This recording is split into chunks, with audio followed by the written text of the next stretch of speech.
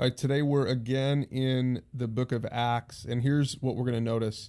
In Acts 8, everyone except the disciples left Jerusalem to make disciples. I don't know if you've ever noticed this before when you've read this passage.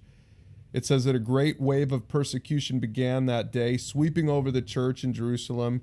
And notice what it says here. All the believers except the apostles were scattered through the nations of Judea and Samaria. Now remember, in Acts chapter 1, you can go back and read that also. Jesus said, you're going to go make disciples first in Jerusalem, and then he said, and then in Judea and Samaria and to the ends of the earth. And now look at what happens in Acts chapter 8. Now we see them moving, the church moves out into Judea and Samaria, into the ends of the earth. So Acts 8:1 is a fulfillment of Acts 1:8. But just pay attention, it says, all the believers except the apostles went. And if you read verse 4, you'll see that when they went, they made disciples. So here's the question. How do you think the believers felt without their leaders? They had to go out and make disciples, and they didn't have any of their leaders to help them to do it.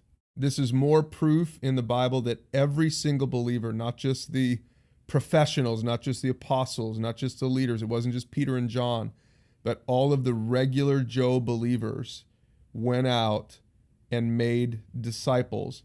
It wasn't something that only the professionals did, the way that we run our churches today.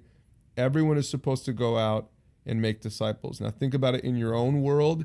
As you think about going out and helping someone else pursue God, again, probably you were raised in a culture that conditioned you to think that only the paid staff members should be out there leading people to Christ and baptizing people, but that is not at all a biblical conception. That's an American Christian cultural conception, and it's just not what the Bible teaches, just like you see here in Acts chapter 8.